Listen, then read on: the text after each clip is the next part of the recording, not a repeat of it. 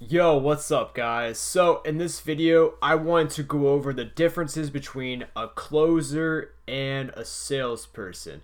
They're totally two different selling styles, and I just want to go over the differences. I have been studying the art of high ticket sales for probably like the last couple months, and I've learned a lot about high ticket selling.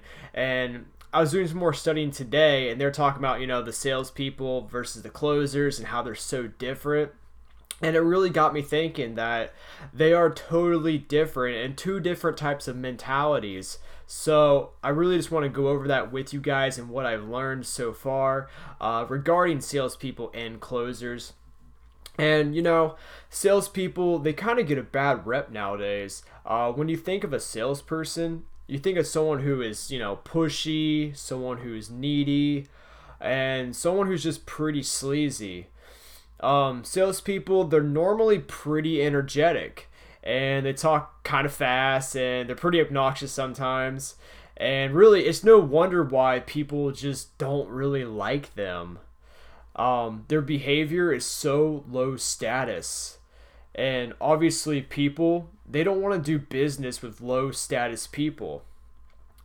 The reason I think that, most salespeople, don't have, people think that salespeople don't have their best interests is because, 90% of the time, who's doing the talking? It's the salesperson. The salesperson's doing pretty much all the talking. And how can you have someone's best interest if you're the one doing all the talking? It's all about you. You're so focused on you, and you're not so much focused on them. So it's very hard to have their interest when you're not focused on them. It's almost as if salespeople, they come from a place of scarcity. Like, they always try to please everyone, and they tell you the things that you want to hear just to get the sale. Now, that is just, my opinion. I did sales, before I got into entrepreneurship, and obviously, not every salesperson's like that. This is just kind of like a general of what I see, from most salespeople, like car salesmen and stuff like that, and other salespeople in general. That's just what I kind of, have been seeing.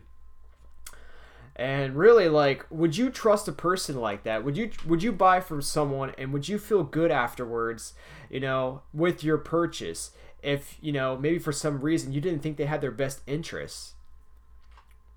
Now, here's the thing. With high ticket closers, they are the ones doing 20% of the talking. They're mainly just listening, trying to find data, and really just unlock your pain points. It's very interesting stuff. High ticket closers, they ask the right questions with finesse, and they're very grounded, very calm, cool, collective over the phone. Quite the opposite of a salesperson, actually. They talk very slowly, and with a clear, strong voice, which is more high status than, someone who talks really fast with like a high pitched voice, obviously. And when a high ticket closer senses the prospect might not be really all that interested, instead of trying harder to please them like, a salesperson would, the high ticket closer would actually pull away. Like, the salesperson would say things like, buy right now, man. Come on, bro. You want to do this deal. Come on, bro. Buy this, bro. And the sales, like the high ticket closer would actually say, some kind of opposite. The high ticket closer would be like, you don't really want to buy this now, do you? Like, you don't really want this. I mean, should we just get off the phone? It's kind of funny, like, if you really think about it. But, yeah, like the high ticket closers, like they really just, pull away. Like they'll use like this kind of reverse psychology if they seem, they notice that you're not that interested. It's kind of like their superpower, I guess. And like a salesperson, they would be following up all the time, worried about being the sale. Like I said, coming from a place of scarcity, it seems like. And the high ticket closer, they don't really follow up. They don't really need to because, they're so good at closing. They'll close you, one sale. And, if they don't close you on the first time, they're not really too worried about that because high ticket closers, they come from a place of abundance. Like, they're not worried about how they're going to get their next sale, because they're just not like, they always have sales coming in because they think they do, and it's all about your mindset and what you think. And really, like, another sale, it's just not worth their time to really chase after it, because they're a high ticket closer. Another thing too is high ticket closers, they're like very detached from like the outcome, whereas a salesperson, they're so focused on the outcome. And salespeople, they try to tell prospects features and benefits, whereas high ticket closers, they don't even mention the feature and benefits at all. Like with a high ticket closer, they try to sell the vision, they try to sell the dream, and the feeling that you'll get when you purchase the product. So like, for example, let's say that you're shopping for a new car, right? And you stop over at the dealership, right? You're looking at your new car. Let's say it's a new Subaru, right? A Subaru WRX or something like that. And a salesperson walks over and he starts telling you all about the car, all about the features and benefits, right? He's saying, oh, this car has leather seats. This car has 400 horsepower. It has a brand new CD player. And that's how the salesperson would kind of like, try to sell you the car, telling you all about the features and benefits. Whereas, let's say, a high ticket closer, comes out the door and approaches you, and he'll be like, so what do you think about the car? And like, oh, I think it's a cool car.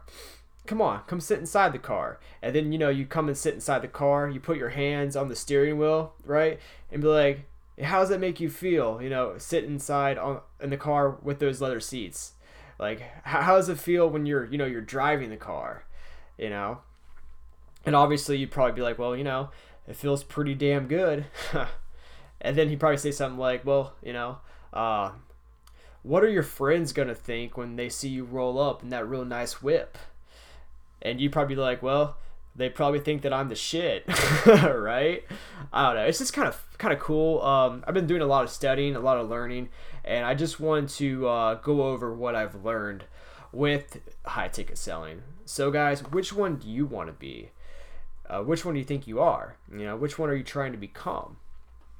Obviously, you want to become the best version of yourself, so you'll attract the right clients at the right time.